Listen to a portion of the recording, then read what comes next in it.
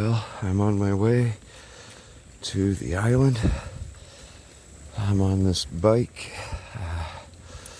My other one's gone.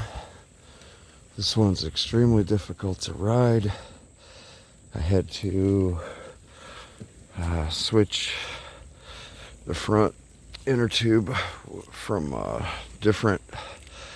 The back rim on this was broken, so I took the rim off, threw it away.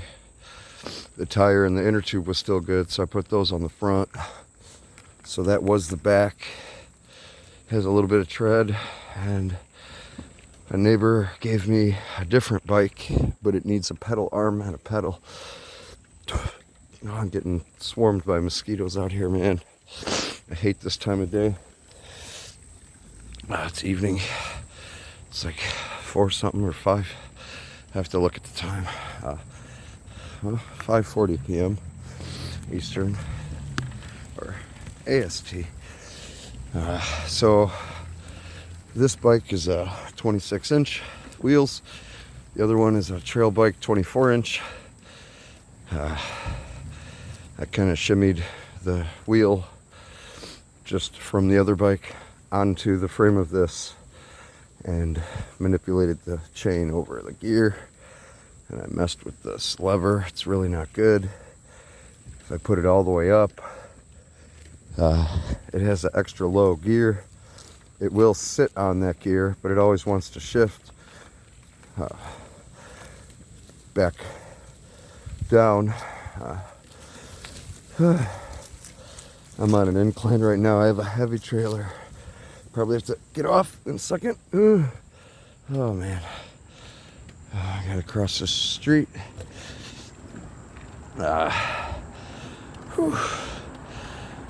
See, I just took the whole wheel oh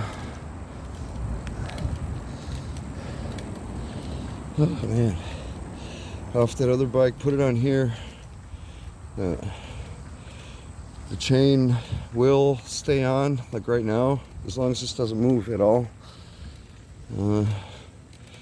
But if it slips the other way, it'll get caught between the sprocket and the spokes, and it was almost impossible to get out.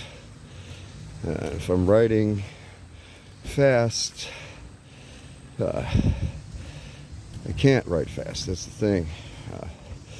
Can't pedal with a lot of force, a lot of torque, because the chain could come off, jam up. I'm gonna fly forward. The bike won't. I will. Or scrape up my shin. Anyway, got this whole bike trailer. It's all junky. It's an old one, and I just patch it up until the fabric won't hold anymore.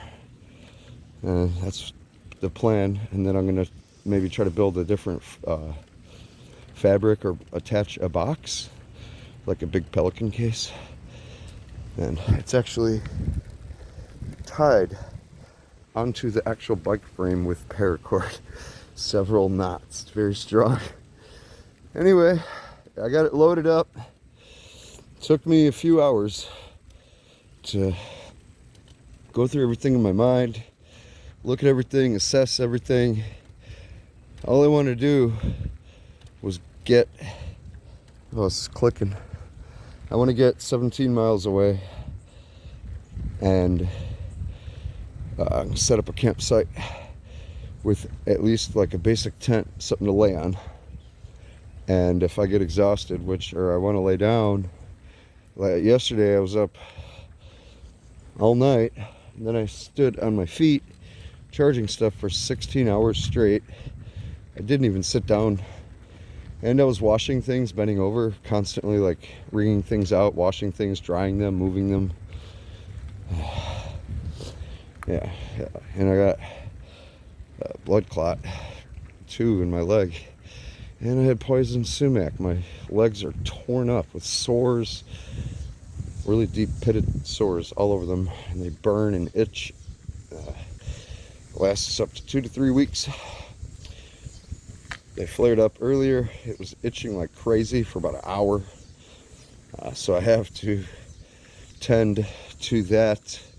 I have serious first aid issues. I'm going to the ocean, to the water. What are you talking about? I don't know. I don't think I can ever smile or laugh again, but hey, I'm still alive, I suppose, if you call it that. Right now I seek solace from the water, therapeutic water, and salt. Sodium will leach this infection out of my leg, or multiple infections, probably 100 little sores. The poison sumac just bubbles up your skin, makes it blister out. And I already have an eczema kind of condition in my skin, so it's terrible. And that whole time during that 16 hours, basically for like 12 of the hours, I was wearing my socks up over my legs after I tended to them, clean off real good, put some alcohol peroxide, dry it off, let it kind of chill for a bit in the air and everything so that it starts to dry. If there was any moisture, I will wipe it off, hit it again with a little alcohol. I have antiseptic alcohol, 91%. It's not rubbing alcohol, it's just 91% isopropyl for antiseptic, more for wounds. It's more dry, helps to dry it out. I tried baking soda, it burned. I got a base burn instead of an acid burn. It's a base, very strong base, right in the open wound, deep open wound that was already infected and sensitive and irritated. Yeah, don't do that, it hurt.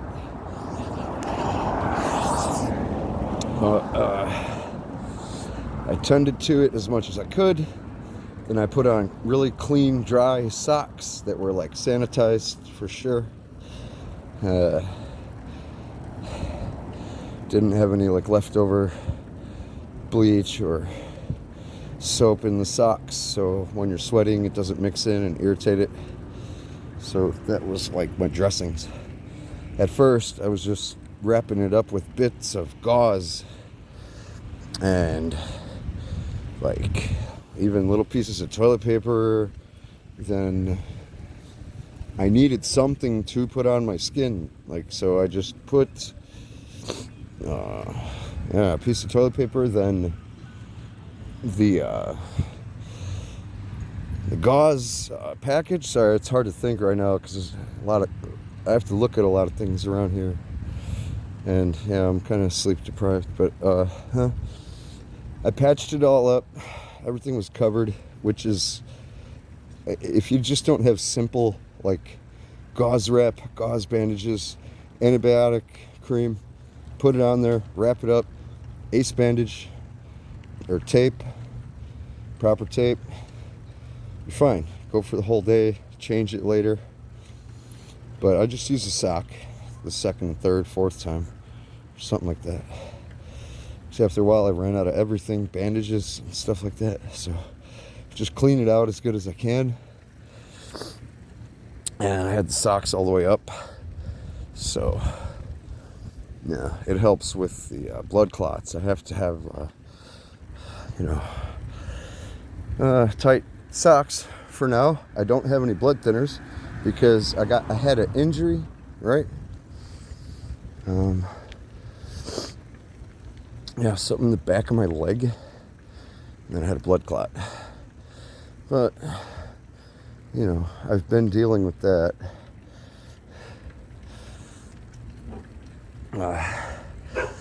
So I was looking at these bikes because my bike was taken.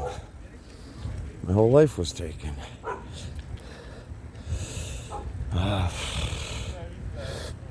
Yeah, so right now I seek refuge, solace. I have to just sit down so I can clear my head and think have a secure location near the water. So the best way to do that is go camping at the state park. And you know, there's other places all over the island.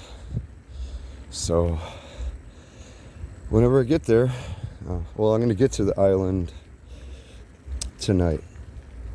Right now, from when I left. This is my pace. I'm wearing beach slip-on shoes with these socks, shorts, t-shirt, hat. Got this bike, got the trailer tied to it. Took me 3 hours to pack it. I needed to go. So I organized the trip and I just like brute force made it happen. I had to just do it and then I have to go. So I couldn't wait days and everything. So yeah, my objective, what I see in my mind is me pulling up to the ocean and the boardwalk. And that's going to be in quite a while. It's very far away, especially even just on bike. Even on buses, it takes 2 buses, it takes an hour and a half to get there maybe. On bike, it's a couple hours, few hours. So I decided I have to get there. What would I need to start from basic stuff? It's like, okay, the absolute things I will not leave behind no matter what. My devices, my phone, my, electronics, chargers, batteries. Always bring those. I always have a bag. Have to have a bag. Have to have water. It gets super hot out here. I'm sweating balls right now. The sun is really bright. So just keep in mind each of these items. Think of putting it in a backpack. You have an empty backpack. First thing, I have to have my dry bag. It's a heavy duty marine style dry bag. It's only about 20 liters, but it'll do for now. And so everything in there is the ultimate refuge for mitigating any moisture, water, mold. So stuff in there is 100% dry. The outside of that bag, I try to keep it 100% dry. Like inside the backpack. On the outside of the backpack, I also try to keep that 100% dry if I can. And covered up with something. Final protection layer. And even that, I try to avoid letting that get any moisture on it at all costs. Treat every layer like that. So you treat the outer layer just like if it was your actual phone underneath rain. Holding your phone out, starts to rain. Raindrops are falling on your phone. Yeah. It's about to destroy it from water damage. If it's extremely important. Some people don't really care, I guess. They don't, I don't know. It's not that important. They don't base a lot of things, like their devices get destroyed or broken or dropped or water damage or lost, and they're just kind of like, oh, that sucks. Where other people, it's a really, really big deal. Anyway, you keep it dry at all costs, no matter what. Don't even take a risk putting yourself in a position where it could get wet if you can help it. So you start with the dry bag inside of backpack. That already has a little bit of weight to it. So the purpose of the dry bag for devices and just stick anything else in there. But for normal use, it's just like the safe, like the dry safe. So keep inside there a waterproof container case with the devices. I have a desiccant inside there, so that thing that sucks up moisture, if any moisture does get in there. Yeah, so that's in there. It'll have some kind of padding so it can't move around or jumble around, however many devices inside of that case, preferably Pelican case with a good gasket, watertight, airtight. You have that in the dry bag. Then any kind of like sensitive papers usually, and current notebook, which is like really important. Daily planning, agenda, calendar, things like that, things I write down, notes, important information, and any documents. So that'll be in there. If it did downpour, rain, onto a backpack with the dry bag inside, the stuff inside the dry bag will not get wet. The outside can get wet. You can submerge it in water. It's not meant for that, but yeah, as long as you don't have any holes in it, you didn't mess it up or anything, scratch it real hard or poke it. They're real durable. It has ripstop stuff in there. It's really hard to have any kind of hole. And when you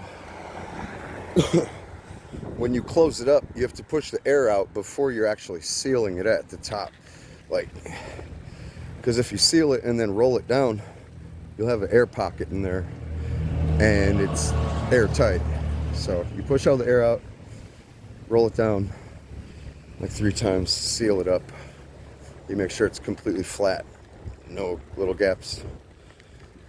That can take like a downpour if it did, but you're avoiding even any little bit of rain at all times with that. So you have the dry bag, a little case, so a couple electronics devices.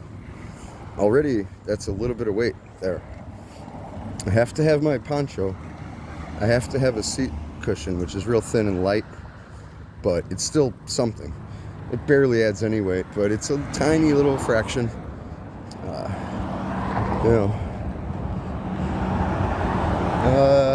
It's a busy street here. Yeah, and it's a one-way going this way. I am not happy. I hate everything right now.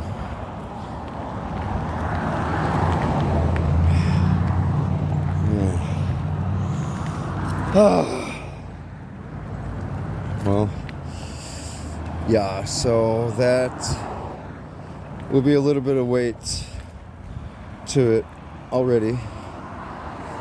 So the poncho, seat cushion, dry bag, the device is a case. I'm gonna have my wallet in there always, so that's a little bit of substantial weight. Has a little change in there and stuff, cards, whatnot, papers. And I always have like 1 or 2 flashlights, a little rechargeable one and a bigger one. Okay, so just think of all these things are already adding up. It's more about cubic volume space at that point, because I have to bring toilet paper and wet wipes, because you'll be somewhere and there's no bathrooms. You might want to carry a shovel too, like if you're on a trail, especially if you're going to or from a trail. Yeah, you might have to use a stick or a knife off the trail, dig up a hole. But either way, you could find an outhouse. There's not going to be any toilet paper. A lot of times you can find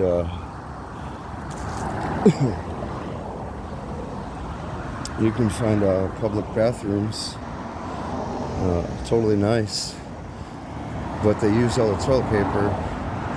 Even at restaurants, places where there's like people buying things, they could just be out all the time. So you just go in there, you're like, oh no. So never getting stuck in that situation. Yeah.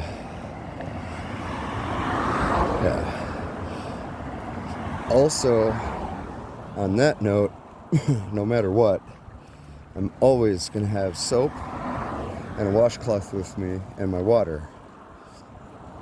So I'm going to have a decent sized water bottle to stay hydrated and not die. Plus, just if you're thirsty, just keep you going. And you could also use it to pour water on yourself, cool off, or to even shower up if you have, like I said. Always carry my washcloth and at least a bar of soap. And, at that point, you might as well have a small toiletries bag. So I have a lightweight little toiletries bag that used to be a tent bag. So it's kind of waterproof. It's good. And since I have the bag, I throw hand sanitizer in there. Just a medium little small one kind of. Because if you're using the wet wipes and toilet paper, especially for cleaning, and you went to the bathroom, you can't take a whole shower. And you're kind of like, you just used, you went to the bathroom and then now you use the toilet paper. But really, it would be nice to go in the shower, get totally clean, squeaky clean. Now, if you do that again, it's going to add up. Like every time you're doing that, like if you're not showering, you're just kind of wiping off the dirt or rinsing it, it's going to be building up. And if you're not like washing, you just use toilet paper, like you really need to be showering all the time or using like some kind of wipes, but you have to be rinsing all that off too and dry your skin. So you might as well be showering up. But in the meantime, if you do have to use some wipes, that's fine. There's like baby wipes that are designed for that, but afterwards you're going to use toilet paper to like finish it off. Use toilet paper, then use all the wet wipes. You're pretty clean, real clean. Then you wipe everything dry with the toilet paper. So then after that, you want to have like alcohol wet wipes. So you wipe your hands with those. And it's like sanitizes your hands, kills anything, leaves it pretty clean. Then you could rinse your hands off with just water. All that stuff is gone. So I would try to have a smaller pack of wet wipes, alcohol, for that reason. High quality ones, not the cheap ones, because they suck. Not good. So you're thinking about this: a pack of wet wipes, toilet paper, the sanitizers, a couple little shampoo thing, bar of soap, washcloth. Gotta have plastic bags for if you have to put something in there. That's like pretty much at all times, constantly. You want, like me at least, I want to have like 6 or 8 plastic bags. That's like having one. If you have one plastic bag, it's pointless. You don't have any. If you have 2 or 3, you don't really have any. Because when you need one, you're going to look, it probably has holes in it. So if you have all good bags, you're going to use one and you're like, okay, oh wait, suddenly you only have 2.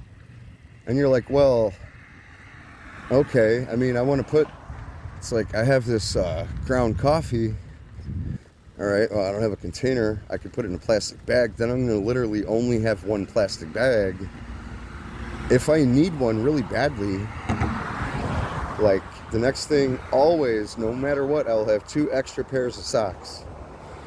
I have the ones I'm wearing, 2 extra clean and dry socks, and keep my shoes clean and dry as possible, and have a backup pair standing by, not always carrying with me, but somewhere I could get them if I need, wherever I'm living or staying or camping or whatever it is. But either way, you're wearing 1 pair of socks and shoes.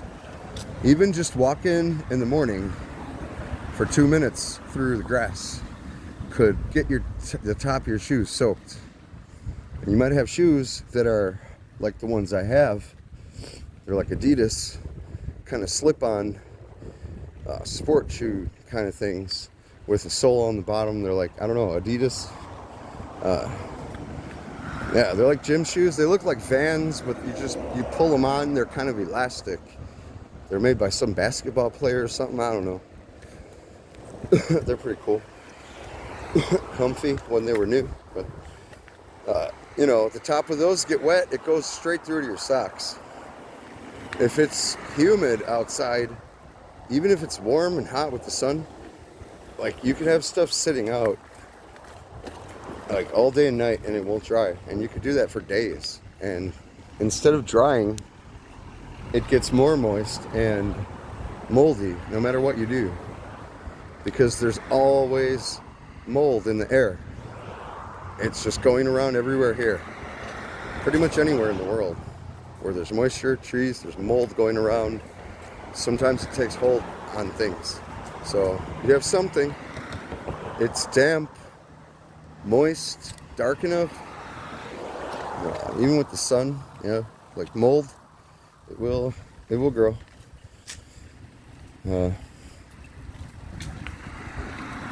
Yeah, so it's like stuff has to be super dry. So once your feet get wet, if your socks and shoes get wet, it's over with. It's done.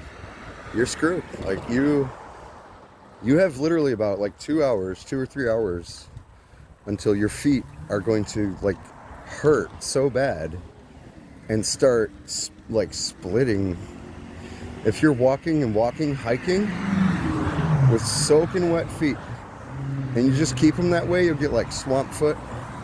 Too much water gets in there, it turns white like when you're in the bathtub too long. But then if you don't come out, it could be a serious medical problem, and it ends up hurting a lot. And your feet literally need care all the time. Like, you need to take care of your feet. So if you're starting a day, going to work, leaving a place, and you don't have some good waterproof boots, you just got your shoes on, or if you're hiking, you're at a campsite, then you're gonna go on a hike.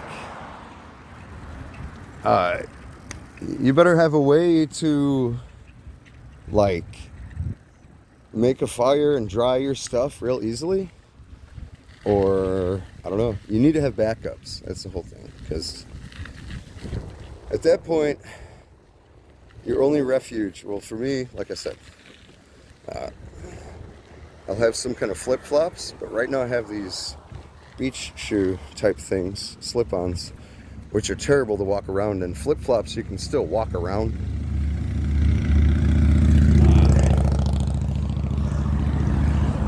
So that's like your last refuge, because you need to take off your socks and shoes. You need to stand around,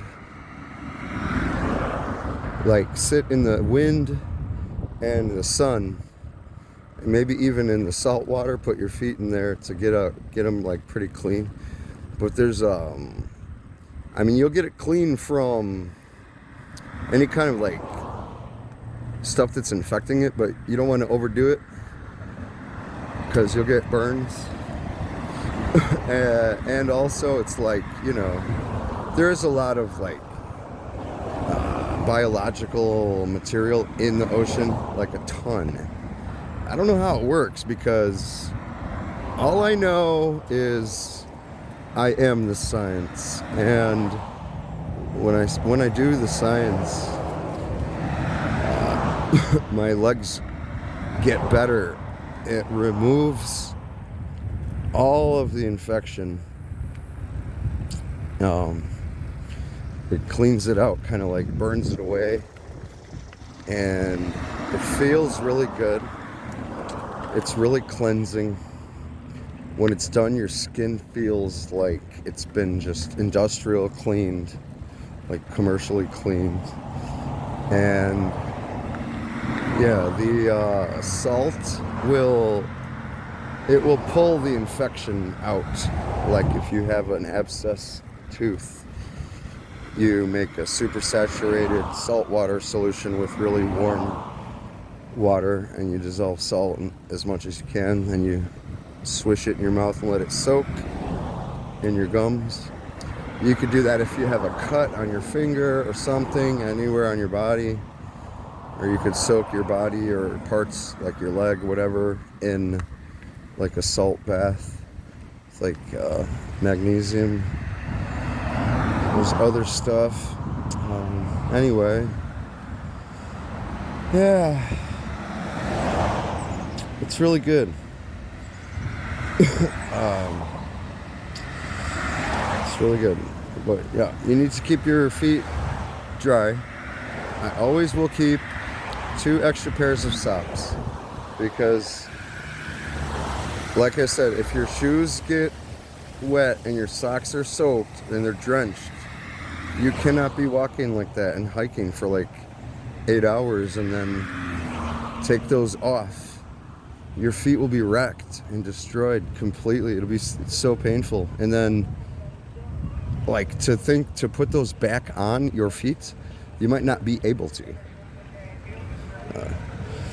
So yeah, you might end up walking barefoot, like each foot totally injured, like super sensitive, all messed up. So you have to take your socks and shoes off, and then so you can have the flip-flops.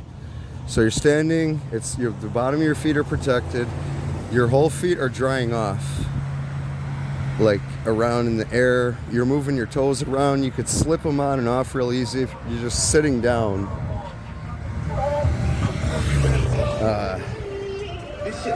Yeah, people playing loud music.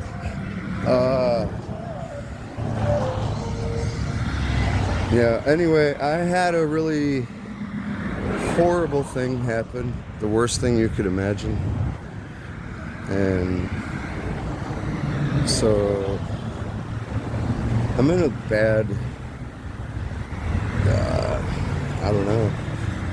bad situation. Mentally is not good. I mean, I'm just going. I'm just doing things. I don't even know. I can't even talk about it. But so with all those things, the socks will be in the dry bag. With all that stuff, you got to bring an extra t-shirt. It's just good to do. Any kind of like first aid stuff. So yeah, the things I have to get off the bike right now and walk. This hill is too much. So I have that as basically my whole backpack. I have a little stand for my phone. I have a LED light, little lantern thing. One of those that takes 3 AA batteries. I have 3 extra batteries with it. My 2 flashlights, all my other batteries, bags. So I have the charging stuff in a case. My other poncho is in there, so I have 2. I also have my raincoat, and I brought an extra raincoat. The trailer has my big backpack cover and a big sheet of Tyvek. Then I have another smaller backpack. I gotta rest a minute. And then, yeah, this is a broken scrap bike that I threw together. Actually duct taped the seat.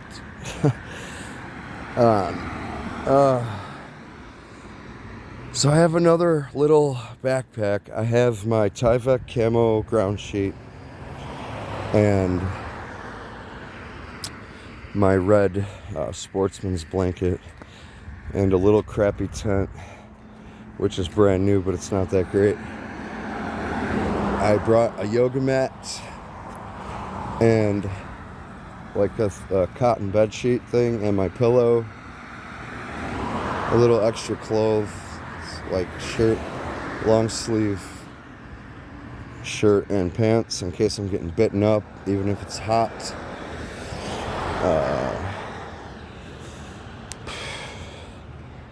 Yeah, I don't even know what else. Like, yeah, the first aid stuff, water stuff.